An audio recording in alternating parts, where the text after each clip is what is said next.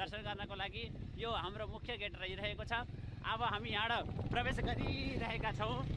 अब हामी यहाँ सिधै राधारानी मानसरोवर प्रवेश गरिसकेका छौँ। यो भनेको चाहिँ एउटा बाटो हो वहाँ जानको लागि मन्दिरमा। हजुरहरू पनि आउन सक्नुहुनेछ, दर्शन गर्न सक्नुहुनेछ। अत्यन्तै सुन्दर रमणीय ठाउँ रहेको छ। हामी पनि जाँदैछौँ यहाँ, सिधै हिँड्नु होला।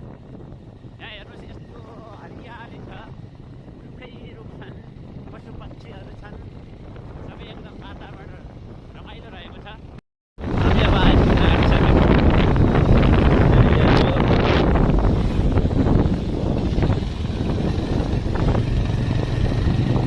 हामीले वहाँ पुगेर फेरि देखाउनेछौँ।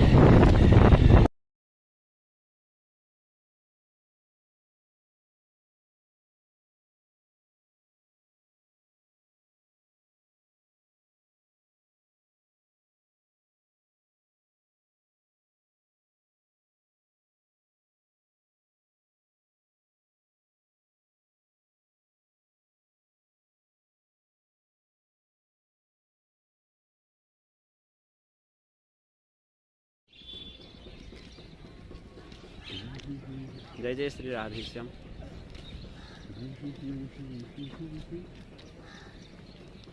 जय श्री राधेश्याम। अहिले हामी यूपी उत्तर प्रदेशको वृन्दावन नगरी राधारानी मानसरोवर स्थानमा आएका छौँ।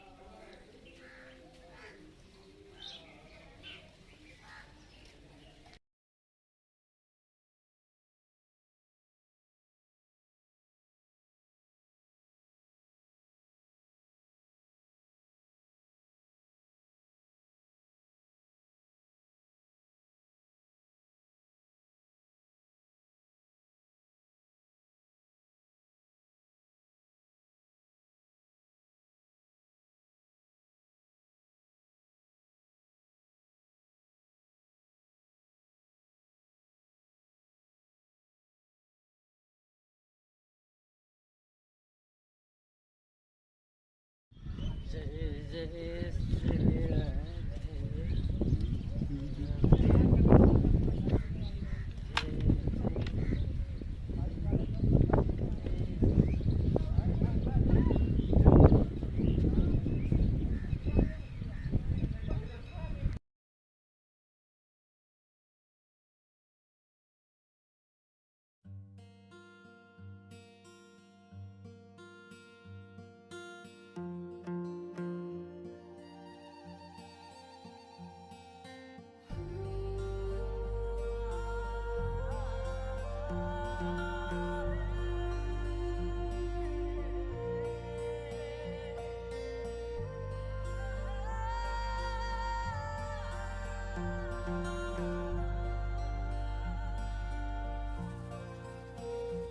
राधे श्याम। हम आज श्री राधा रानी मानसरोवर में दर्शन करने के लिए आए।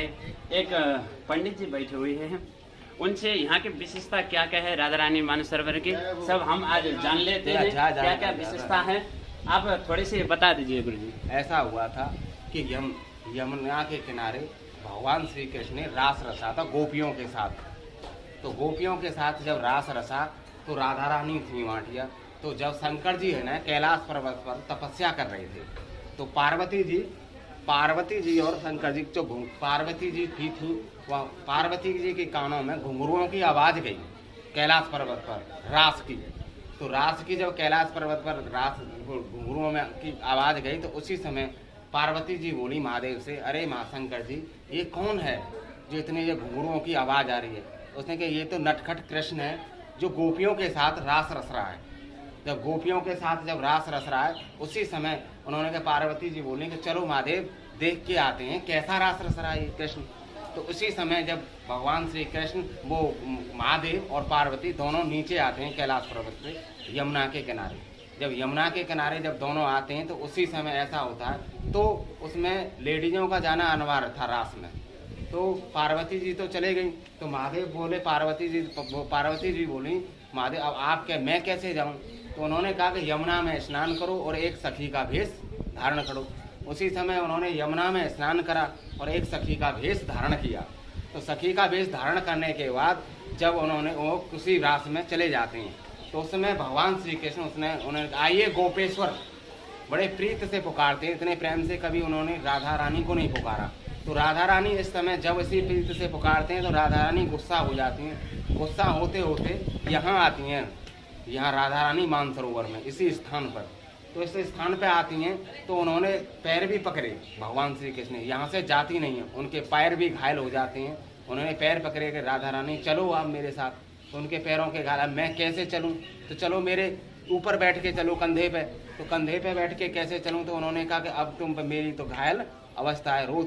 तो उस समय जब वो कंधे पे भी बैठ के नहीं जाती हैं तो भगवान फिर पैर पकड़ते हैं, मनाते हैं चलो राधा रानी ऐसा मत करो। फिर भी नहीं जाती हैं तो यहीं रोते रोते यहीं विराजमान हो गई। यहाँ रोते रोते उनका आंसुओं का मानसरोवर बना राधा रानी का। और भगवान श्री कृष्ण यहाँ से चले जाते हैं और यहाँ बंसी अपनी छोड़ जाते हैं और यहीं राधा रानी विराजमान यहीं स्थान पर रह गए। रोते रोते यहाँ ये मानसरोवर बना राधा रानी का और ये राधा रानी विराजमान मंदिर है जिसमें ये स्थान पर यहाँ राधा रानी की मूर्ति स्थित है। यहीं राधा रानी विराजमान रही, फिर यहाँ से गई नहीं। ये यहाँ की कहानी है।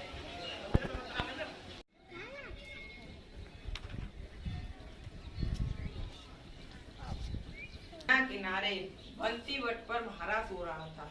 वहाँ पर राधे और किशन सिंहासन पर विराजमान थे और वहाँ पर अनगिनत गोपियां नृत्य कर रही थी और उनके पैरों में घुंघरू और पायल बंधे हुए थे। तब कैलाश पर्वत पर बैठे शिव जी भजन कर रहे थे, राधे कृष्ण राधे कृष्ण। तो उनके कानों में घुंघरू और पायलों की आवाज गई। तो महादेव जी का भजन भंग हो गया। वो कहने लगे इतनी मधुर ध्वनि कहाँ से आ रही है। तो उन्होंने अपने विवेक से देखा कि ये तो यमुना किनारे बंसी वट पर महाराज हो रहा है और वहाँ पर मेरे प्रभु श्याम सुंदर जी भी हैं और मैं महाराज का आनंद भी ले लूंगा। तो वो वहाँ से अचानक चल पड़ते हैं। तो पार्वती माता जी कहती हैं, हे प्रभु आप अचानक कहाँ चल दिए भजन छोड़कर। तो अरे पार्वती ज्यादा समय मत गवाओ, जल्दी चलो, वहाँ महाराज हो रहा है। तो वो जल्दी से ना चल दिए वहां से। जब चल दिए वहां से तो यमुना किनारे बंसीवट के निकट आए। बंसीवट के निकट आए तब वहां पर दो गोपियां पहरा दे रही थी।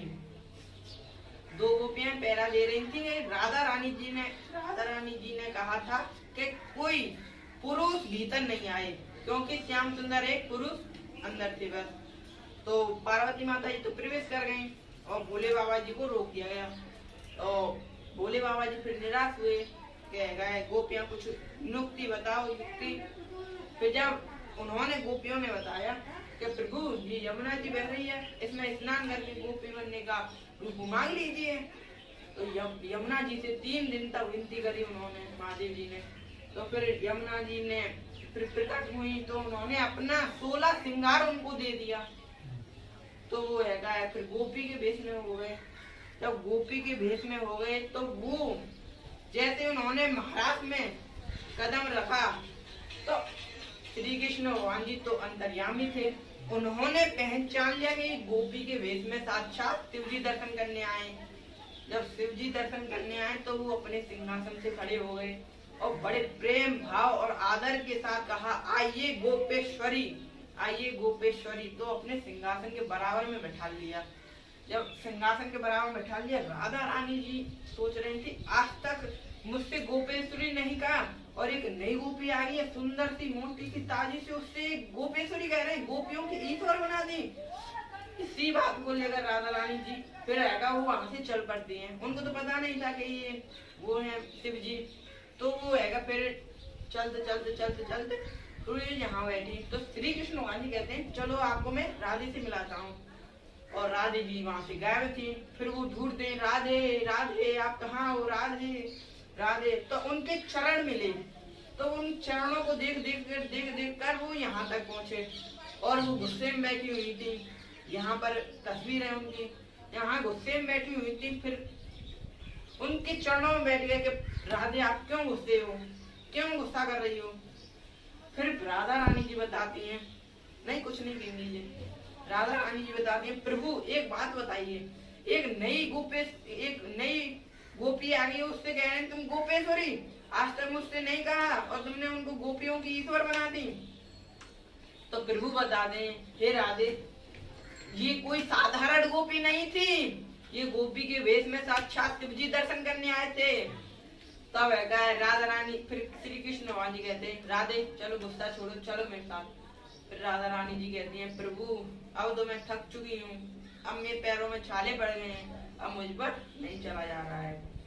जब फिर श्री कृष्ण भगवान जी कहते हैं कि चलो तो आओ मेरे कंधे पर, वहां पर है झाड़ी सी है ना, तो उस पेड़ पर चढ़ के नहीं अपने कंधे पर बैठा रहे हैं, तो वहां पर वो चीज है। तो जब कंधे पर बैठाने को होते हैं प्रभु अंदर ध्यान हो जाते हैं। जब प्रभु अंदर ध्यान हो जाते हैं तो यादगार के लिए बंसी छोड़ जाते हैं, यहाँ पर बंसी रखी हुई है। फिर बाद में राधा रानी जी रोती है, मेरे प्रभु चले गए, मेरे प्रभु चले गए। और एक यहाँ मंदिर है ललिता का, वो ललिता है इनकी सखी थी ललिता जी, तो इसलिए यहाँ पर उनका मंदिर भी बनवा दिया गया है। और ये है गोपेश्वर महादेव, इनका गोपेश्वर ये मंदिर बनवा दिया है। और वो तो राधे कृष्ण वो तो एक ही है उनका। और एक ये है मेन मंदिर, वहाँ पर पैर छू रहे हैं साक्षात शिव जी। ये तस्वीर आपको ऑल इंडिया में कहीं देखने को नहीं मिलेगी पैर छूते हुए। अगर आप 84 कोस की परिक्रमा करो, आप इस जगह की परिक्रमा करो तो वो अधूरी मानी जाती है। और महापुराण के 10वें स्कंद में इस जगह का पूरे विस्तार से वर्णन किया हुआ है। बोलो जय जय श्री राधे, जय जय